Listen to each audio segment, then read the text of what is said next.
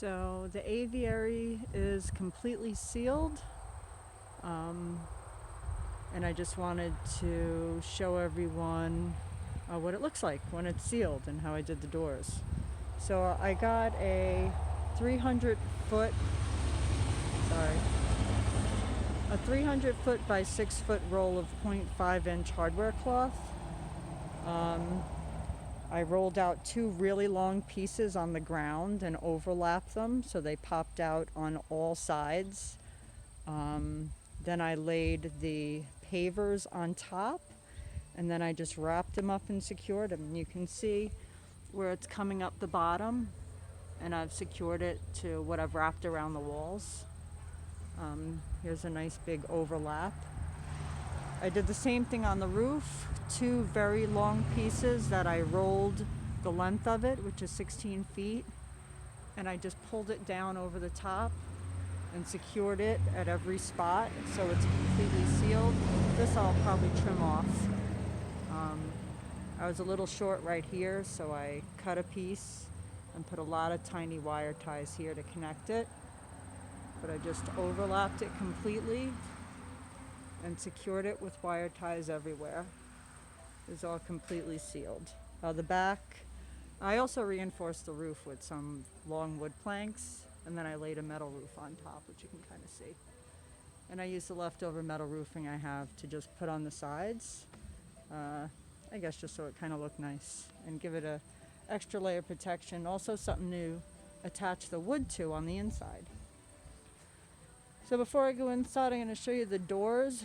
These doors were a challenge. I'm not even kidding.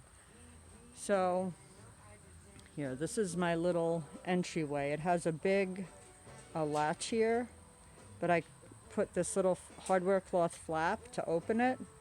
I got to put the phone down while I open the door. Hold on. That way you can just reach in and undo it, and when you come out, close it and put a little latch here like I have here. I mean, there's nothing getting in here. It's completely sealed.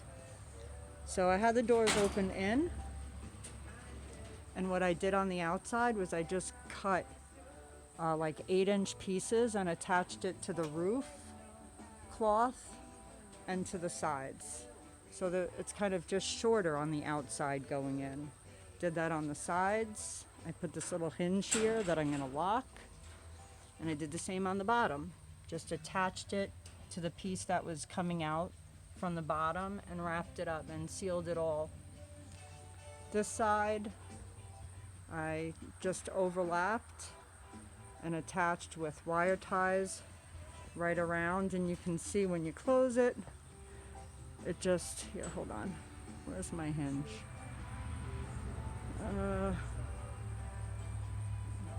This wire ties right on the hinge.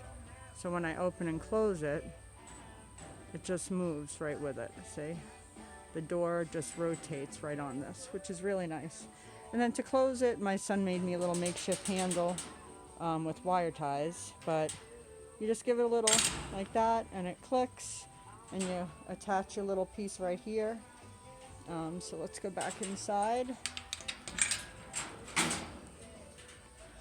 So I still have some wood laying around here. I attached plywood, the pressure treated plywood to the roofing on the outside. So this is where I'm going to attach the nest boxes. I bought this cool sisal, 42 cents a foot from my Home Depot, and these cool little electrical attachments. I forget what they're called. But you just squish it in there and drill it right into the wood. These are the wood panels, the little wood pieces I put to attach the roof to. And then I attached, I bought 20 feet of rope and it worked out perfect. I just weaved it through the top right here and on the other side. So these cages or chicken coops have a panel that you can remove to add like an external wooden chicken coop. So I was going to trim the whole inside, but I figure I'll just take the panels out of both of them and arrange it so that there's an opening to get to the other side, which I can just duck through. And it'll give some feeling of separateness maybe for the pigeons, like there's two aviaries, I don't know. So I hung these shelves, which these screws are too long, but I'm going to drill them through. I bought like a little Dremel to shear off the top, which is coming in the mail, which I'm going to do. So I got these 2 big long shelves to add added floor space, and I know they like strutting around. Then I bought some skinny sisal, and I just use these to kind of hold up the ends because they look like, because I don't have a lot supporting them. I mean, they're sturdy enough. They're just going to be some pigeons on there, but I have this tied to the roof. And I made this little swing type thing out of a long piece of cedar I had, which is probably my favorite thing in the aviary. It's just so cute. And this, just a little branch I found that I bought a 100-foot roll of sisal, so I got plenty of that. And this I left the last, it's 8 wide by 16 long, and I left the last 4 feet wide open. This is on the northwest side of my house, so it's going to get afternoon sun. But I did see a little sun peeking through this morning. Where is the sun right now? Yeah, it's a very overcast day, but it's gorgeous in here. You'll have a nice view.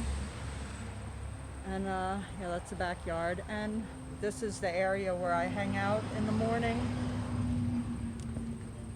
Right next to my little swing area, which you can see over here. So I'll have plenty of time to see them every day and come out and hang out with them. And there's plenty of local birds that they can interact with. And yeah, I'm super excited about adopting some pigeons. So that's my project. Hope you enjoyed it.